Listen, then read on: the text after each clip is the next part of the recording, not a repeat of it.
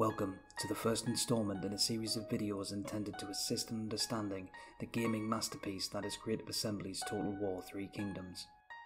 To experience the game in all of its majesty, it's helpful to be aware of the many beautifully nuanced characters from the Romance of the Three Kingdoms by Luo Guanzhong.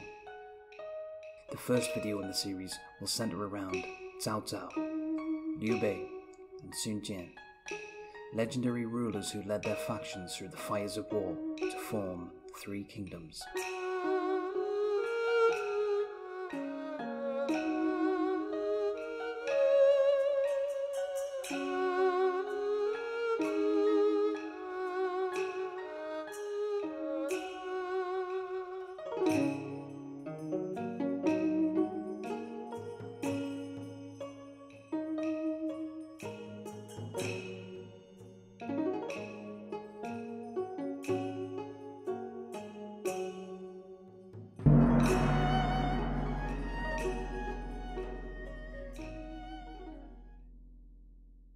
It is said that Cao Cao can be an able minister in times of peace and a crafty hero in times of chaos. These words, spoken by the cowardly usurper Yuan Shu, are not without merit, for Cao Cao has done much to earn his reputation, and he wears it with pride.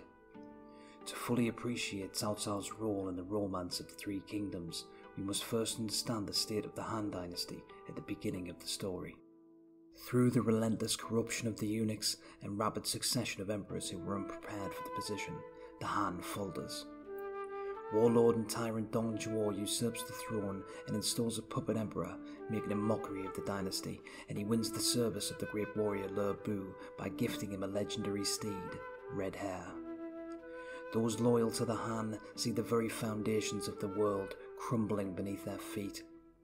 Those loyal only to themselves see a power vacuum forming and a sense of opportunity. The cavalry commander, Cao Cao, is of the latter persuasion.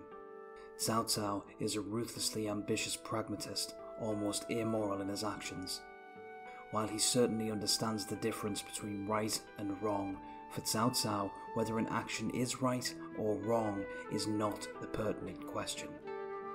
Cao Cao instead seeks to answer the question of which action will provide me with the greatest personal benefit. There is a famous story from Cao Cao's childhood. His uncle had complained to his father, Cao Song, about Cao Cao's behaviour. Cao Cao was punished. The next time he saw his uncle, Cao Cao fell to the floor and acted as though he was having a fit. When his uncle called for his father, Cao Cao insisted that nothing had happened, and it was yet more of the uncle's lies. From this point forward, Cao Cao was able to, more or less, do as he pleased, without consequence. This pattern of ruthless pragmatism is displayed again as Cao Cao, after failing to assassinate Dong Zhuo and being released and accompanied by Chen Gong, flees to a remote villa owned by his father's sworn brother, Liu Bei. Liu Bei is overjoyed to see Cao Cao and treats him with the utmost respect, even personally riding into town to bring back fine wine in celebration of Cao Cao's arrival.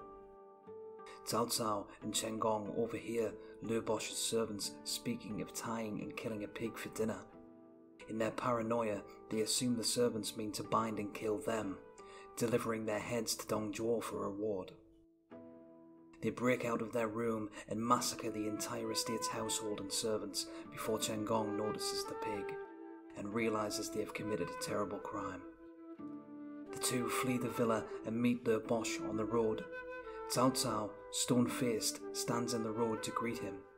When Liu Bei reaches out to hug his sworn nephew, Cao Cao plunges a sword through his chest.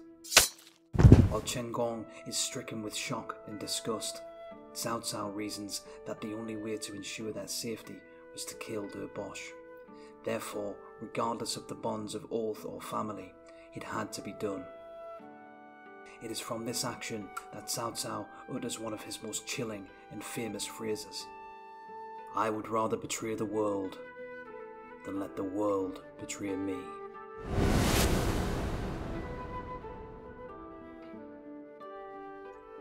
From this perspective, Cao Cao would likely be considered a psychopath by modern standards, though there are some few and very particular instances throughout the story where he appears to show hints of genuine empathy, one of which is before the execution of Chen Gong at the hands of Cao Cao many years later.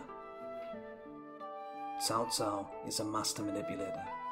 This plays into his unique faction mechanic of instigating proxy wars, the act of stirring up trouble between other factions for the purposes of exploiting the aftermath.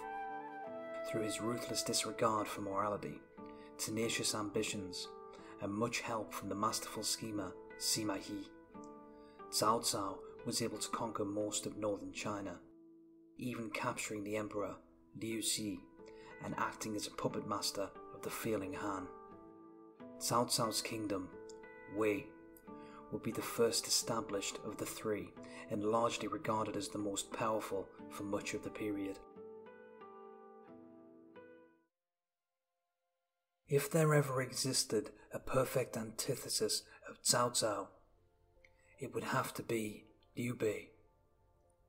Described as a virtuous paragon, the benevolent Liu Bei, styled Xuande, rises only to combat injustice and save the Han.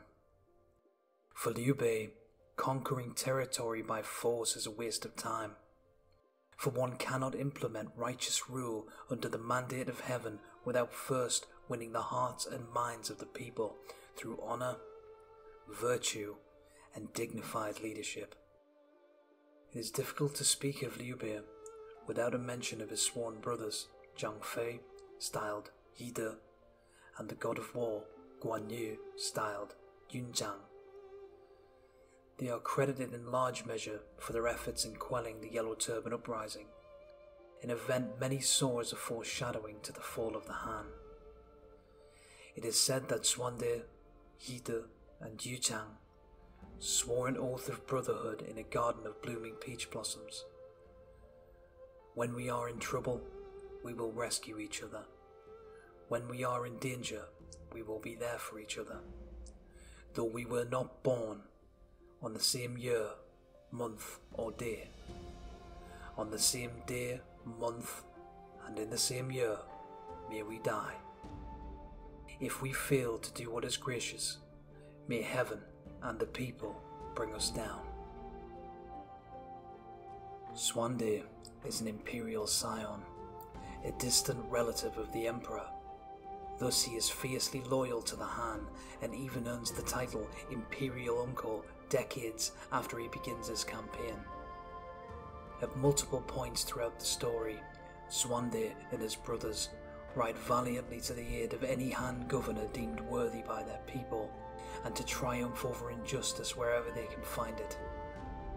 With under 3,000 soldiers and a loan of the great warrior Zhao Yun, styled Zilong, Xuande and his brothers rush to reinforce Tao Qian against Cao Cao's force of over 50,000 and force Cao Cao's retreat. Tao Qian offers him the province of Zhu as a reward for his efforts, and because Tao Qian recognizes the great hero that Liu Bei would become. It is Xuande, the virtuous idealist, who acts as a guiding light for his brothers and his soldiers, and a glimmer of hope among the faithful for the restoration of the Han. Xuande turns down Tao Qian's offer, however, refusing to replace such a beloved ruler who was appointed by the Han. After traversing the vast and chaotic lands of ancient China for years, suffering defeat after defeat, being beaten but not broken, Xuande would humble himself before the sleeping dragon, Zhuge Liang, styled Kong Ming. Regarded as one of the greatest strategic minds of his time, and upon being deemed worthy by Kong Ming, would earn his service. With Kong Ming as his prime minister, Xuande rose to power in an area known as the Riverlands. He would appoint 5 tiger generals, his brothers Zhang Fei and Guan Yu, a most brilliant warrior, Ma Chao, a light in the dark, Zhao Yun, and of the ageless strength, Huang Zhong. With the help of his prime minister and his 5 tiger generals oath sworn at his side, Xuande would become the ruler of the kingdom of Shuhan, and would become a formidable resistance to Cao Cao's kingdom of Wei, as well as an uneasy and inconstant ally to the kingdom of Wu.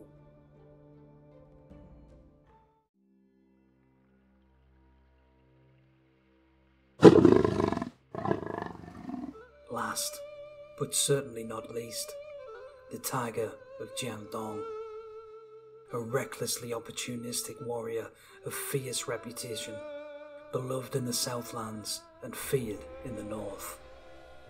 It was Sun Jian who handed the villain Dong Zhuo his first defeat and ignited the fires of hope among the rising warlords' alliance. So much so that Dong Zhuo would try to lure Sun Jian to his side with a very generous offer of vast lands, titles and wealth. The Tiger of Jian, however, would not be tamed by the promises of lords. Sun Jian is a ruler with an asterisk.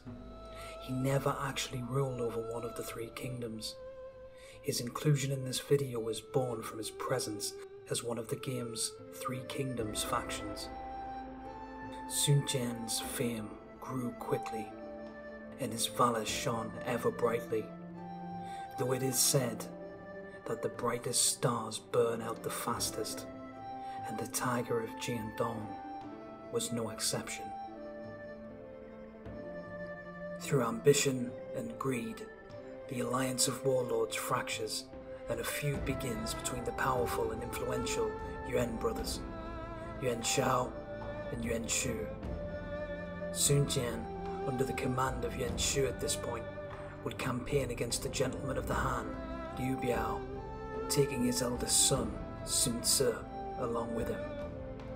The crafty Liu Bei would order his frontline general, Wang Zu, to engage Sun Jian, but the Tiger of Jian would devastate his forces and lay siege to his city. Liu Bei is left with few options. During a storm, Sun Jian's banner pole is broken and a star falls to earth behind his troops. The scholarly Liu Bei understands that this is a foretelling of the tiger's death. A volunteer, Luo Guanzhong, comes forward and offers to be a messenger for Liu Bei to deliver word of the omen to Yuan Shao and request his support in a most glorious victory over the Tiger of Jian. Liu Bei gives Luo Guanzhong 500 soldiers, ordering him to have them set an ambush in case Luo Guanzhong is followed. Luo Guanzhong sneaks out of the eastern gate in the dead of night, but the ever-relentless Tiger of Jian sleeps with one eye open. Sun Jian rallies 30 horsemen and sets off in blistering pursuit of the messenger, straight into Liu Bei's ambush. Sun Jian is killed in a hail of arrows. Sun Jian did not live long enough to see his courage and unwavering bravery rewarded, but his legacy would live on through his children, Sun Ce, Sun Ren, and Sun Jian. And in the many years following, Sun Ce would rally the warriors of the Southlands behind his father's name and use them to break free of the binds of Yuan Shu, earning him the nickname the Little Conqueror. Unfortunately, Sun Ce burned with his father's zeal, and he too died young. Sun Ren would be married with the king of Shuhan, Liu Bei. In an attempt by her brother, Sun Jian, to solidify the alliance between Shuhan and the lands and prestige that stood on the shoulders of his father and elder brother, the kingdom of Wu.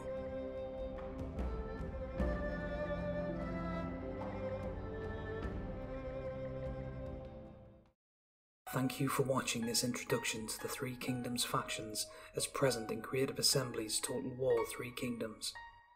While there are some historical references throughout, the events described in this video are primarily and heavily focused on the romanticized depiction of events experienced in-game and written in Luo Guanzhong's The Romance of the Three Kingdoms novel. If you'd like to see more of this content, as well as tutorials and Let's Plays on the game, please hit like and subscribe.